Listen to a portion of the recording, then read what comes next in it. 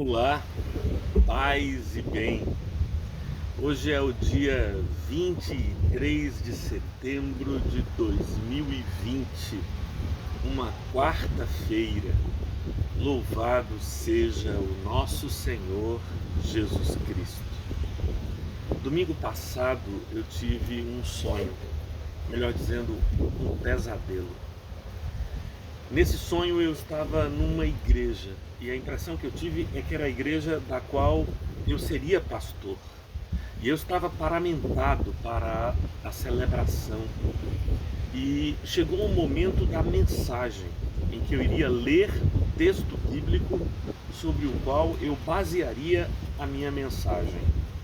Então eu fiz como tantas vezes já fiz na minha vida, dirigi-me ao púlpito, peguei a Bíblia e a abri. Mas de repente eu me dei conta de que eu não sabia em que passagem bíblica eu pregaria. E uma angústia foi subindo ao meu coração e eu comecei a folhear a Bíblia, mas não era uma Bíblia comum, era uma Bíblia muito pequena. Ela tinha em cada página apenas 3 ou 4 linhas e era muito difícil encontrar qualquer passagem bíblica, porque a relação entre capítulos e livros estava completamente perdida, porque sendo tão pequena, tão estreita, aquilo foi me angustiando, e aí eu me virei para trás para tentar conseguir uma outra pessoa, uma Bíblia emprestada.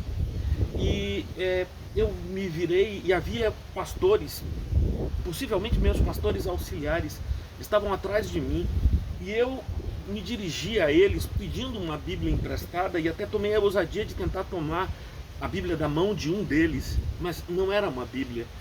E eles diziam que não tinham Bíblias também. E aquilo foi me angustiando e eu voltei para a minha Bíblia. E quando eu voltei para ela, eu percebi que os textos estavam em inglês e parte deles em alemão. E aquilo foi aumentando a minha angústia.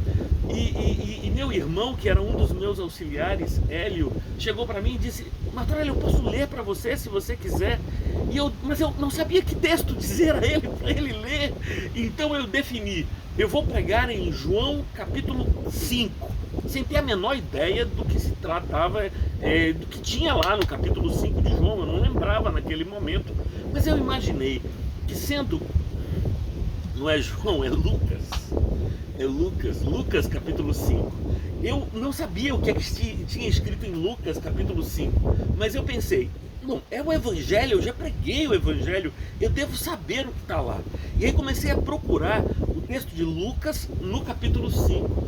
Foi quando algumas pessoas chegaram na porta da igreja, e a igreja me lembrava o templo de Catende, da igreja presbiteriana de Catende, porque do púlpito podia se ver nitidamente a porta do templo, a calçada e a rua. E chegava uma pessoa já com seus 60 anos, vestindo alva e estola diaconal, aquela estola na diagonal, e trazendo algumas crianças. E um dos meus auxiliares disse: eu o convidei para vir e participar do culto hoje, ele vai trazer louvores e tal. E eu disse: que bom, que venha. Uma pessoa disse: olha, eu convidei, eu paguei as passagens para essa pessoa poder vir para cá, do país de onde veio, é alguém de fora. E eu sei que nesse momento assim, em que eu estava tentando encontrar o texto, eu acordei agoniado. E você deve estar pensando exatamente o que eu pensei: o que danado tem em Lucas capítulo 5 que é tão interessante e que eu não fazia a menor ideia do que dizia?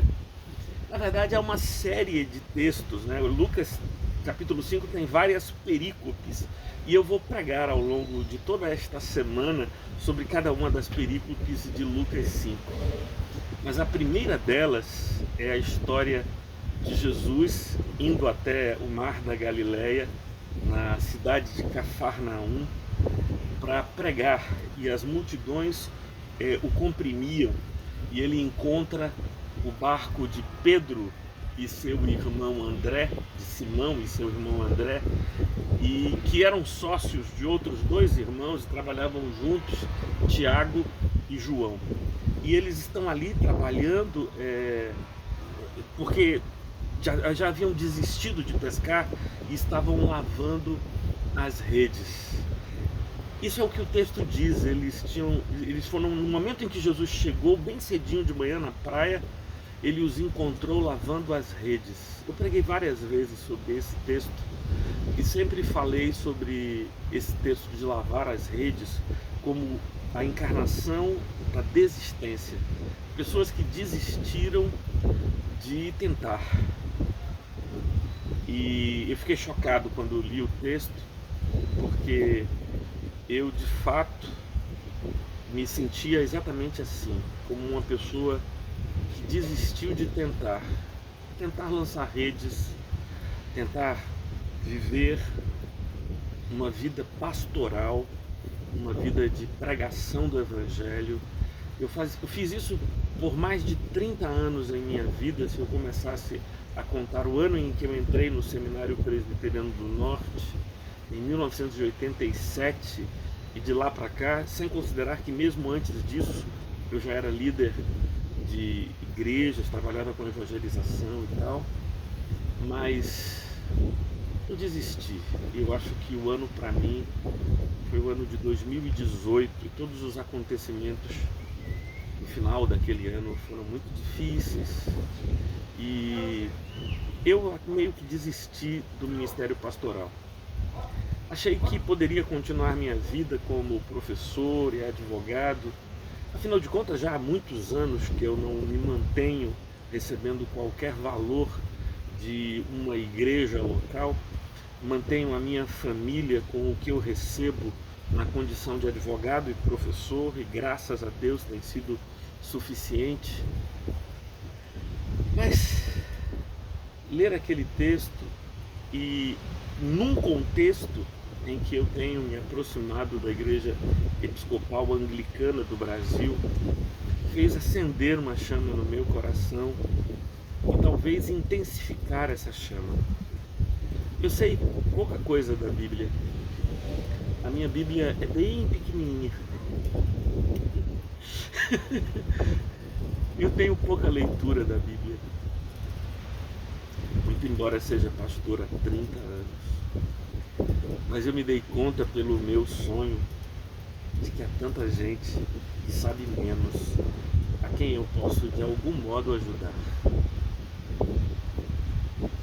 Eu espero que eu possa ser útil e possa de algum modo ser bênção na tua vida que recebe esse vídeo e que talvez já tenha desistido, assim como eu, de tentar viver num ambiente eclesiástico. De 2018 para cá, o lugar que a igreja evangélica assumiu na sociedade brasileira não tinha absolutamente nada a ver com o que eu sinto, o que eu penso e o que eu preguei ao longo de toda a minha vida.